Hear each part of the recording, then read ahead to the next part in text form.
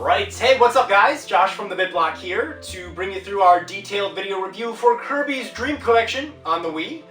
This game is releasing to celebrate the 20th anniversary of the Kirby series, of course.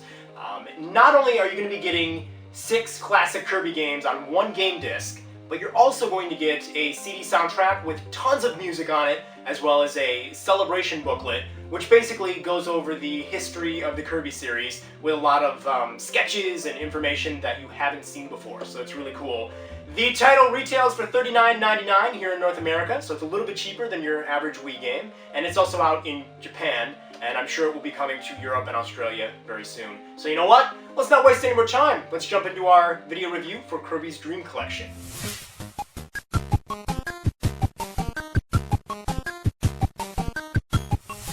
So the gameplay here focuses on Kirby's adventure games. So you're going to be playing a whole lot of games that basically revolve around platforming. They span across many Nintendo systems, the Game Boy, the NES, the Super Nintendo, and also the N64. And of course, you know, the main feature to all of the Kirby adventure games is the copy abilities. You know, Kirby can inhale enemies and then steal their abilities to then use against them, to destroy them. It's very, very evil, but also adorable. I don't know how he manages to do it. So, you know, you can use fire and the spark ability and the wing, and I mean, with 6 adventure games in one, I think you're really going to realize just how many copy abilities Kirby truly has. So, of course, as far as the gameplay goes, that is the highlight, the ability to use foes' crazy, evil tactics against them. 2 of the games are going to focus on 1 to 2 players. One of them also has support for up to 4 people, but the 4-player support in Kirby 64 is only featured in just a small handful of minigames. There's 3 minigames. They're pretty fun, but they do feel a little bit dated. So yeah, that's the only 4-player support in Kirby's Dream Collection. And then there is, for 2 games, like I said, 2-player co-op, which is tons of fun. And for the time, it's pretty awesome and sort of revolutionary.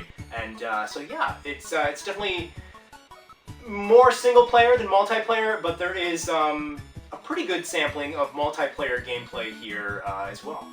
My only complaint when it comes to the gameplay is, like I said, this is purely focused on the adventure games, and as many Kirby fans know, Kirby is no stranger to trying some crazy new ideas. For example, you know, like Kirby Tilt and Tumble, or Kirby Air Ride, Kirby Canvas Curse. Those are 3 games that I think would have been right at home here in this collection.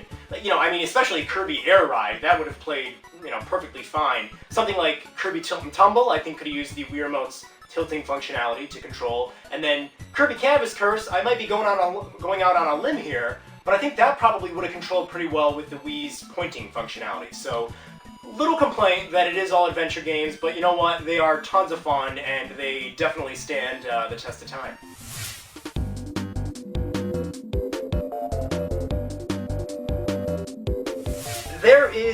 There's definitely a retro feel to the visuals here, which is kind of obvious given the fact that, you know, it's a bunch of games from the past.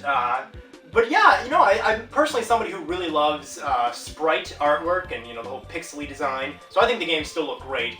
It's kind of funny because I really don't think N64 games age that well, and to be honest with you, I could probably count on one hand how many Nintendo 64 games still look decent. But Kirby 64, which of course is included in this compilation, still looks pretty good. It's amazing. It's sort of it stood the test of time in a way. Some games, not so much. For example, the Game Boy titles that are included here, I don't know, they don't look too great. In my opinion, one of the great things about Kirby visuals are they're so colorful and pretty. So Kirby worlds without color, nowadays, they're just sort of weird to play through. I'm also not a huge fan of the border that Nintendo has placed in the game. Of course, you know, there has to be a border there, but I think it's just sort of, given the fact that it is in every single game, they could have made it a little bit prettier. It's just sort of Kirby sprites with a weird drop shadow behind them. I might be getting kind of nitpicky with that, but yeah, it just sort of annoys me. But overall, I think all the games have really stood the test of time. They still look pretty, and, you know, like I said, I think pixel artwork has really become something that a lot of people respect and love.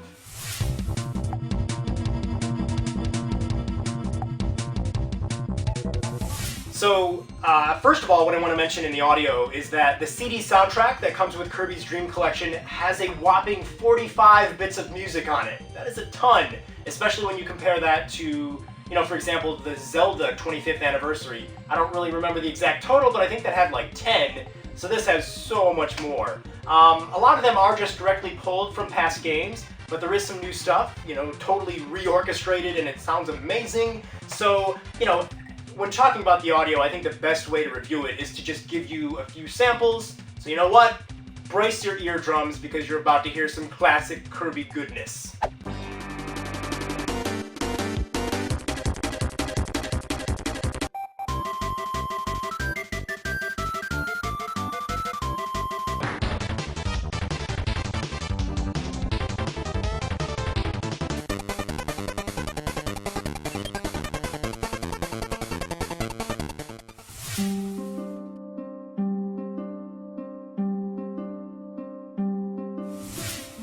There's a lot of content on this disc. You're really going to be getting your money's worth as far as replay value is concerned. There are 6 games: Kirby's Dream Land 1, 2, and 3, Kirby's Adventure, Kirby Superstar, and Kirby 64 The Crystal Shards. So all those games, if you're planning on beating them from start to finish, are going to give you so many hours of joy. I mean, that alone, to have all those on one convenient disc is amazing and just has tons of replay value. In addition to that, there is a brand new Kirby's History Museum, where you can scroll through a little virtual museum and literally check out every single game that the Kirby series has produced, and I think it's just really cool. Not only do you get to see the game, but you can also see random bits of information from historical events that happened when that particular game was released, even if they have nothing to do with Kirby or Nintendo. So it's just kind of weird how Nintendo's trying to set the scene by telling you Bill Clinton was elected president in the USA, or stuff about NASA or the Olympics. It's just some really random weird facts that kind of make it a little bit more fun. And then you can also, I don't know why I find this so amazing, but you can view the boxes that these games came in full 3D models. So it's kind of like looking at a trophy in a Super Smash Bros. Game. Like I said, I don't know why, but I just think that's so much fun. And then you can also check out, information about the games and also movies to kind of see what the games were like. So yeah, it's just really cool to take a stroll down memory lane in the Kirby History Museum. And then in addition to that, you can also watch 3 episodes from the Kirby cartoon that released here in North America. Kirby Right Back At Ya is the name. I'm sure many Kirby fans are well aware of the series. Actually, I only watched half an episode, and it just seemed kind of decent. It didn't seem that great. And then also, I think one of the coolest things about Kirby's Dream Collection is the fact that they've added new challenges to the game. So this is totally new content. It's not, something from the past. They are built around the design of the challenge stages from Kirby's Return to Dreamland on the Wii, but they are completely new, and it's tons of fun to just kind of keep trying for better scores in all these different challenges.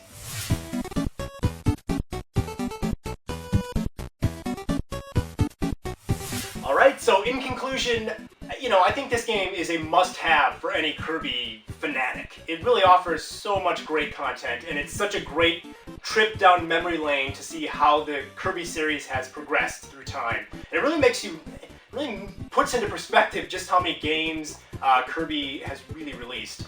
At $40, it is a total must-buy. I mean, if you add up how much all these games would cost to download them to the Virtual Console, you're getting games almost free, basically.